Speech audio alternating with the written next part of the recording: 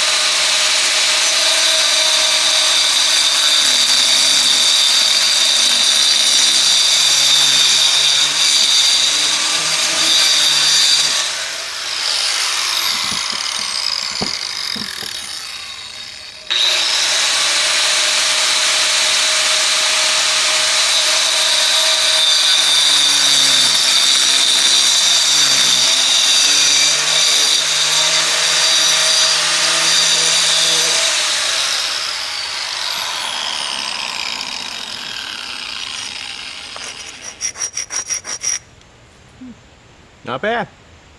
So I just got a bunch more of these to do. Ain't no need you watching all of this. You got an idea how it works. Remember, eye protection, hearing protection, and get you a good diamond blade. Okay, it really hasn't even been 15 minutes yet, and cutting went, I'm amazed, it went very well. I've never cut brick before. So that diamond 4.5 inch blade or 4-inch blade on that rotary thing does the job. Now some of them, I got better as time went along, and some of them have got some high spots which can basically be rubbed down. No big deal, they're gone. And I'm not really worried about that. Why? Pretty simple. I'll always use a smooth end toward the build, alright?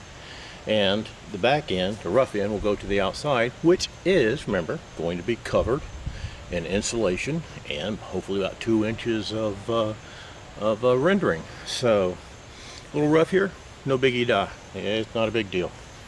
Alright, I've got enough for 10, 13, 16, 18. I got enough for 18 rows, which I'm thinking that's going to be enough. And these leftovers, I don't think they're going to be wasted, because like I said, once I got the dome built, I've got to seal the back. I'm going to need some smaller pieces, and maybe I can use these to help build. Right now, I just got a simple flat 18-inch high wall.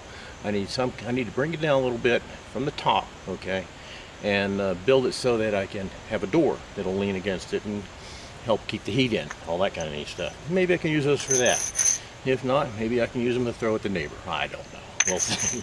I got great neighbors, really do. Alright, so that's what we did here. It's just a matter of watching the weather.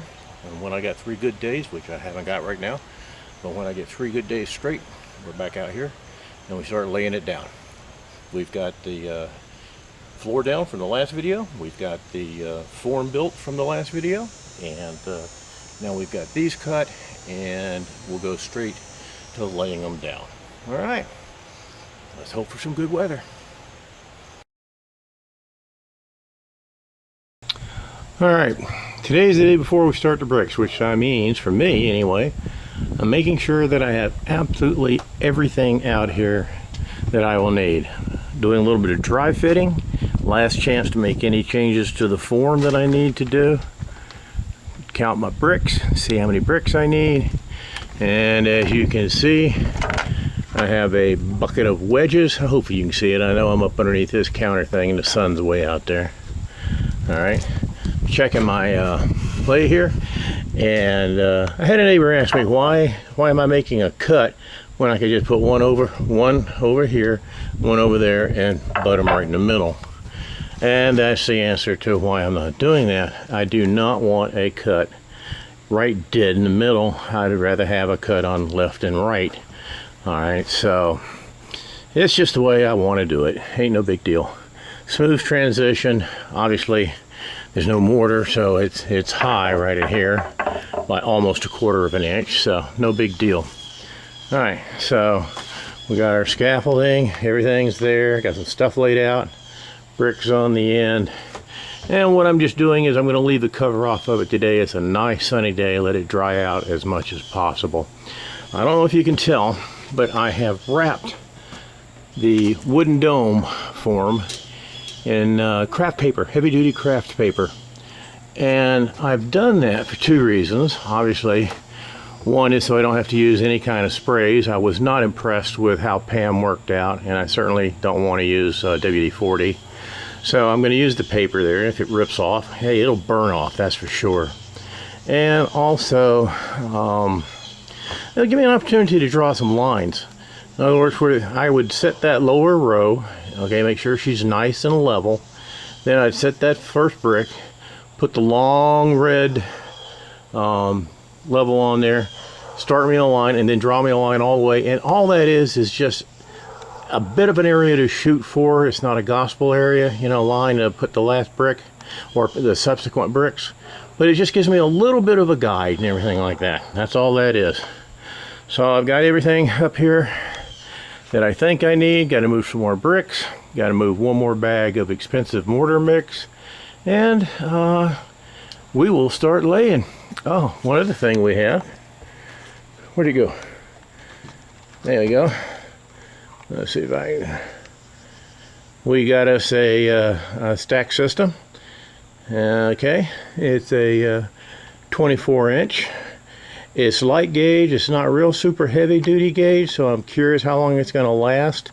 But I've seen people use less than that, so we'll see what comes up. So there we go. Everything's sitting out here. A little bit more bricks to move around, and we will be ready to go.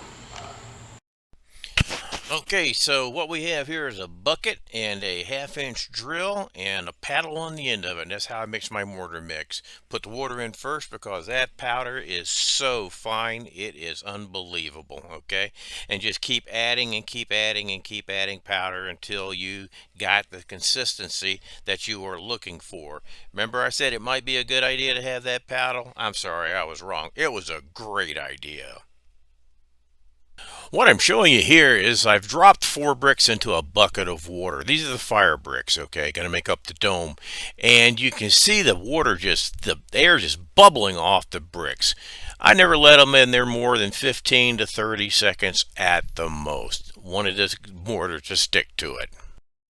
Alright, here we're finally getting down to the point where we're laying down bricks. What you see me doing right now is that perlite pad is kind of like Snap Crackle Pop cereal there, you know what I mean? It's got a lot of air in it, a lot of indentations and things like that. So I wanted a good solid base, and therefore I just put down some of that high temp mortar mix down before I started buttering my bricks and laying them down. I had about a 41 1/4 inch run there, so that was 4 full bricks and a partial cut brick. Butter the bottom, make sure I got some up along the edge, and then work them in, and also make sure they are level. You'll notice I'm using this level a lot, especially on the bottom one. It's simply because if you don't have the bottom one nice and level, you're not going to get the other ones. And the idea of the brick, novices, is fellow novices, is you want to get that once you butter your brick, you want to put the edge to edge, because you're working with a curved area there, okay, a curved base, so to speak, and you keep your edge of your bricks touching, that's up against the form, and what that's going to do is create a gap, which you'll see here shortly, and in that gap it will get wider as you go up, actually. So you'll see me start to use some wedges here once I start the second row. Not a big deal. Okay, you just got to have those. If you don't have the wedges ready and you have some really weak mortar mix, then what's going to happen is your bricks are going to all just fall off. That's all there is to it. They will just flat fall off. You don't want that to happen, of course. So finished up the end there of the first course with a partial brick, everything, and that means I start the second course with a partial brick. And what that will do is, as I've indicated, I think I have, or this is like the fourth time I've recorded this. I've had more trouble with this program again, but the idea is to make sure that the break between the bricks of the first course is dead center of another brick on the second course, and the same thing for the third, fourth, fifth, and so on. Okay, so you see I'm using the wedges now, and once again at the end of this video I'm going to go over wedges with you a little bit. It might sound dumb, but there's some useful information. The biggest thing being, don't leave them in overnight. Oh lordy, don't do that, and I'll explain why there in the future. Alright, so that's how things worked out, and it was just lay the first course, be real careful, work on the second course, and I did with 3 courses at a time. I did not want a whole bunch of weight pushing the form one way or the other. So it was just purely 3 courses. When I'm done with 3 courses there, I'll go over and do 3 courses on the other side. When I'm done with 3 courses there, I'll come back and do another 3, and then just keep working and keep working and keep working. It came out pretty good, but we ain't there yet.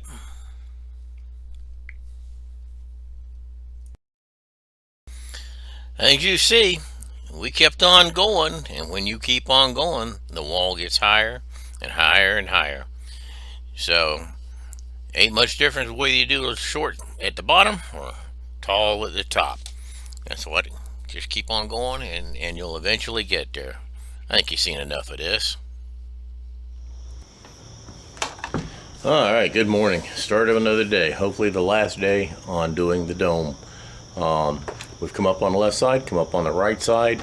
I'm going to take the camera off here in a second and go over and show you what we've got to work on. The thing that's going to be the worst thing as far as the dome goes, I think, would be the chimney. One thing though, I hate to sound kind of proud of, but if you look at how the dome goes up on the left, it goes up on the right, the center is actually meeting in the center. Not bad for an old guy who's never laid brick before. Alright, so let me take the camera off, and you notice there's no radios going. I'm not gonna have to apologize to anybody. So let me take the camera off, come up here, we'll take a look at what I plan to do with the chimney. Alright, you can see that, like I said, we're coming up here on the left, coming up here on the right, and we're gonna meet in the center. This is as far back as this thing will go, so pretty good. I'm really kind of proud of that, but obviously I got to fill in that gap. Now, these are half bricks. These are half bricks. They'll be going in here. All right. This chimney thing, I'm sorry about the wavering. Steven Spielberg's job is safe. All right. This will go over here. This will go down into there. All right, believe me, it will go down into there eventually. All right, I'm trying to do this with one hand, not fall off this ladder. And then I will fill around through there, go back the other side, and then I will fill in through there with some spacers and just fill it up with high temp concrete and mortar mix. So how that goes. I've got to not forget to put me some saran wrap right here. I want a double release, make sure there's absolutely no problem in pulling this thing away, since I'm going to be putting so much wetcrete there. All right, so that's the plan. We'll get that done. Get this thing filled in here on the back, and then start doing the fill in on this. Catch you later. Time to turn on the radio, get to work. All right, let's walk over here and take a look, see what we've done so far. Whew. Yeah, you've heard it. Getting too old. I ain't got another lap step on. All right. as you can see, once I get going here, hope you can see, we got the backbone down. All right, she's all in. And we've got the hole for the chimney. Now, there's a couple of ways I could do this. I tried cutting some spacers, and no matter how many times I cut them, they just didn't work out. The other option, I hate to say it, is to set this bad boy down in there and fill it up with concrete all the way around, which is probably what I'm going to do.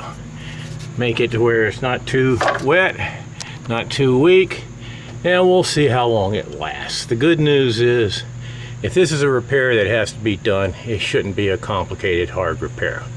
But this is what we're looking at. I don't know if you can see that. I can't hang on to this ladder and do everything at once. Too old for that. There we go. And there we are.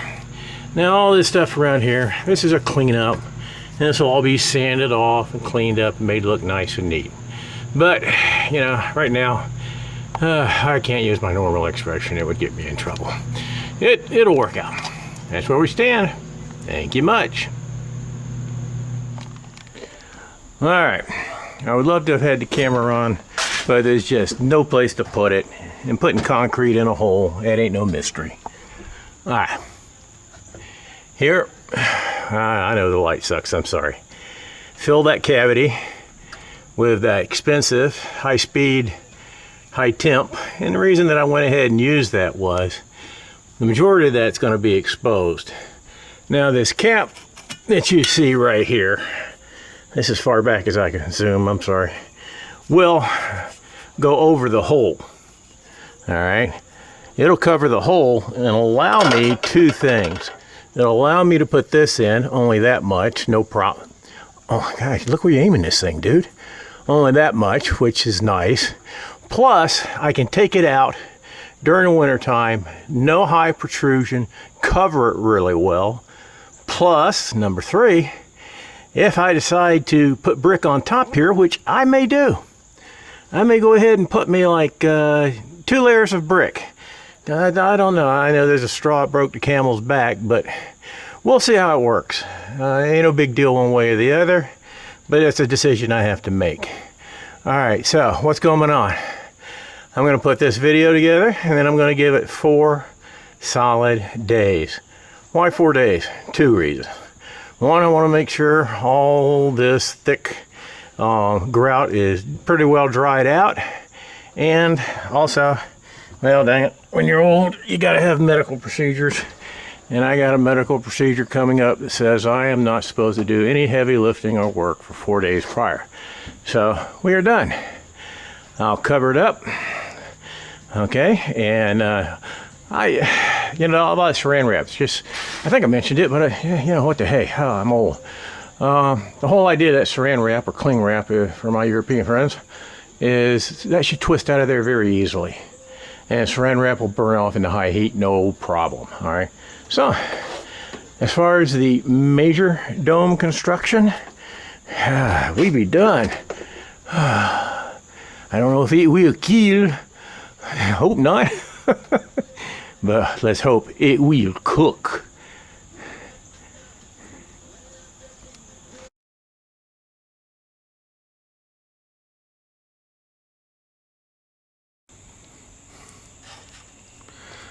All right, let's talk about wedges. You're going to need some wedges to help hold your bricks up sometimes, and you're going to need a kind of a variety. This is your typical wedge. Most people you'll see, they're pretty wide, and even you know, the tip broke off on that when I cut it. No big deal. I still used it a couple of times. Not this one per se, that's a clean one, but that's your typical. However, as you go along, the higher you get, and sometimes at the bottom, well, all over the daggone place. That helps you be specific, doesn't it? Point is, you're gonna need some smaller ones, something like this. Okay, notice how, let me get this under here. This is why I could never be a dentist. Oh boy, would you be hosed. Okay, you see how wide this is compared to this one. All right, but this one you'll get in much further than you'll get that one in. And the advantage of that is it will grip better. It will not fall out as you're working, all right? So it might go as far as almost, you don't want to make sure it doesn't go, there we go, to where it's totally deep and buried in the mortar mix. But this will get you in there and it'll hold a lot better than what I found these would, okay? Because they're just too wide, too big, and I decided, okay, I needed some of those. Now, regardless of which one you use, do not, I say again, do not make the mistake of leaving them in overnight. You will regret that mistake, because what will happen is overnight your mortar mix is going to harden up. It's going to get into that wood fiber or whatever, and getting it out, it's going to be a bear, and you could pop your seam, your joint, or, as happened to me, you could break it off right about there and have to drill this out, all right? And that takes time, a lot of time. So put them in, have a variety. I think you'll use these more than you will those, but do not leave them in overnight. All right, novices, it's onward and upward.